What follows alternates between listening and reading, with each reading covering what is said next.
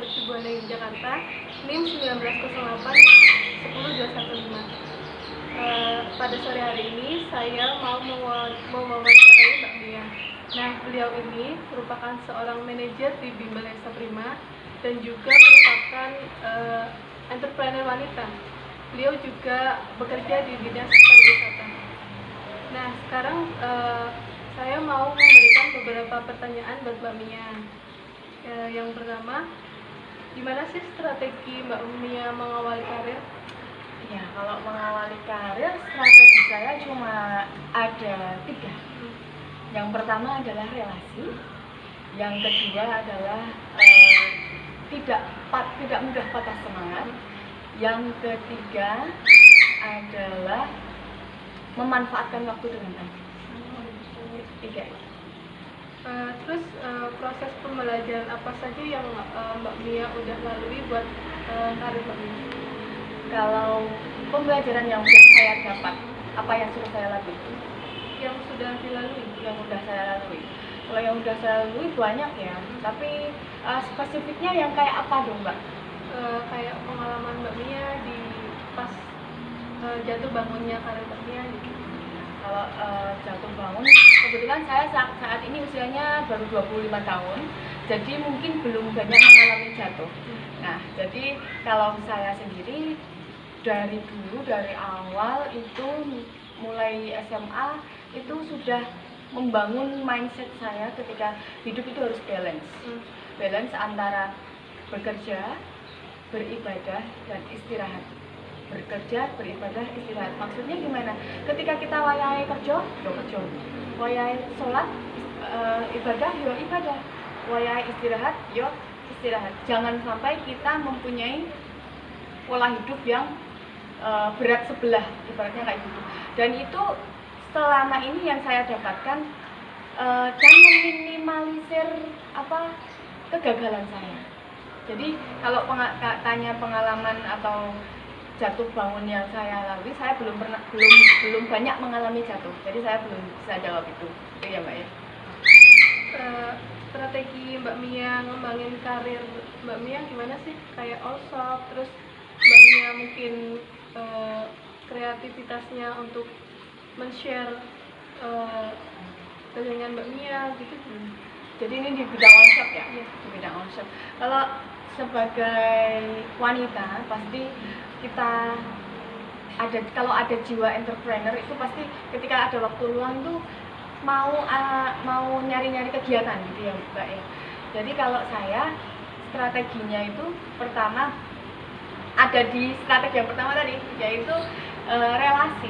Jadi kalau misalnya relasi kita sudah banyak, mau menjual apapun itu pasti akan diterima, asalkan produknya itu benar-benar bagus, produknya bagus, harganya juga wajar sesuai dengan kualitas produk itu, dan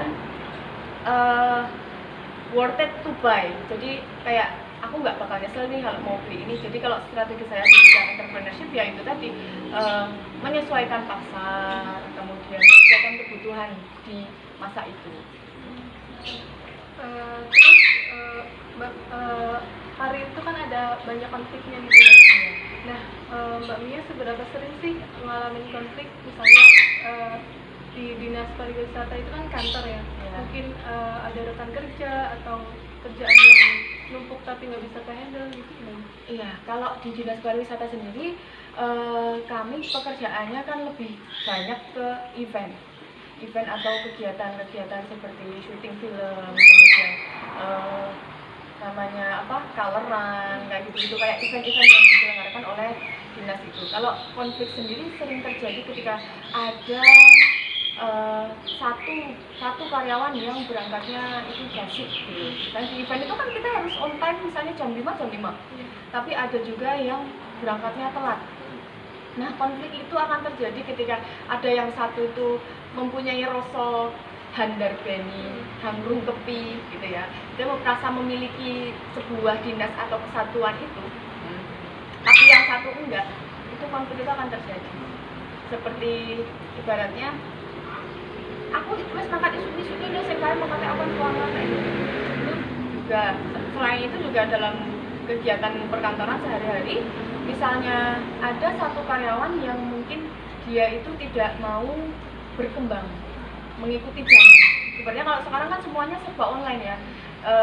Surat online, kalau di Kulon Progo ada suratku, kemudian ada juga namanya, pokoknya persuratan itu semuanya serba online. Kalau misalnya karyawan yang tidak mau mengikuti, otomatis kan tidak bisa. Nah, hal-hal kayak gitu yang jadi konflik berulang-ulang, padahal surat itu ada terus setiap hari. Nah, itu kadang-kadang cari-carian yang salah yang mana, tapi cara mengatasinya yaitu pertama, kita tunjukkan kredibilitas kita, profesionalitas kita, supaya tidak menjelek-jelekan orang lain, juga tidak membagus-baguskan diri kita. Yang penting gimana caranya kita itu bekerja bersama, berjalan bersama-sama, tidak berjalan cepat sendiri-sendiri, tetapi berjalan jauh bersama-sama. Kalau prinsip saya kayak gitu. Walaupun dia salah, tips saya tidak akan nyala-nyalain dia. Jadi ya gimana caranya membangun dan menjaga relasi itu aja. Kita kan sebagai manusia itu fungsinya, gunanya saling bermanfaat untuk orang lain gitu ya. Nah, menurut Mbak Mia, apa sih yang udah Mbak Mia berikan, manfaat Mbak Mia yang udah berikan buat orang lain? Kalau saya sendiri, karena saya bergerak di bidang bimbingan belajar ya, bimbingan belajar itu otomatis saya itu kan punya banyak siswa yang ibaratnya mau masuk jadi PNS, kemudian mau masuk jadi polisi, tentara, dan lain-lain. Kayak itu manfaat yang terasakan itu bukan secara langsung, tetapi bertahap kita berikan ilmu sampai pada akhirnya dia diterima, mendapatkan atau meraih cita-cita yang dia inginkan. Selain itu juga tadi pertanyaannya apa Mbak? Manfaat apa aja yang udah Mbak Mia kasih? Kalau saya, karena saya juga punya kemampuan public relation, saya juga ikut dalam sebuah wadah sekaligus promosi ya, ini ya, promosi kebaikan kan tidak ada yang salah ya, wadah yang namanya Gerakan Infak Beras gitu ya. Itu Gerakan Infak Beras itu Mbak Dian kan juga ikut ya. Nah, Mbak Dian juga ketularan saya di dalam itu juga yang jadi manfaat untuk anak-anak yatim dan para penghafal Al-Quran di pondok-pondok di Kulon Progo.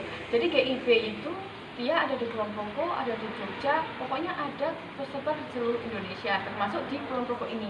Nah, Mbak Dian ini juga salah satu orang yang ketularan. Saya bikin status, saya bikin share sebuah kebaikan, dan alhamdulillah bisa nulari orang lain. Jadi kayak gitu. Berarti ada impact yang bagus gitu ya? Iya, kan kita mengajak orang lain untuk beramal. Itu juga sebuah ibaratnya jalan menuju kebaikan gitu loh. Terus apa sih yang Mbak Mia berikan untuk menolong orang lain? Tadi ya kan, lebih ke ilmu, kemudian ketika kita punya rezeki kita belanjakan untuk dinikmati orang lain. Itu juga sebuah manfaatnya gitu. Kalau untuk keluarga sendiri, otomatis juga dengan saya bekerja seperti ini, walaupun saya wanita, tapi saya juga bisa membantu perekonomian keluarga. Jadi efeknya dengan kita bekerja, efeknya dengan kita berbagi itu bisa dirasakan orang lain, dan tentunya kita sendiri juga merasakan bahagia itu. Guys, banyak banget ya pengalaman terus motivasi yang bisa kita ambil dari Mbak Mia. Jadi apa aja coba 3 strategi, relasi, terus juga jangan pantang menyerah. satunya Dan mudah putus asa. satunya itu memanfaatkan waktu dengan baik. Jangan pantang menyerah sama jangan mudah putus asa kan sama, ya kan? Jadi 3 itu tadi ya. Ketika kita bisa membangun relasi, ketika kita tidak mudah putus asa, ketika kita memanfaatkan waktu dengan baik, insya Allah kita bisa mencapai apa yang kita inginkan. Makasih ya Mbak Mia buat wawancara kali ini. Semoga banyak manfaat dan juga motivasi yang bisa kita ambil dari beliau. Terima kasih.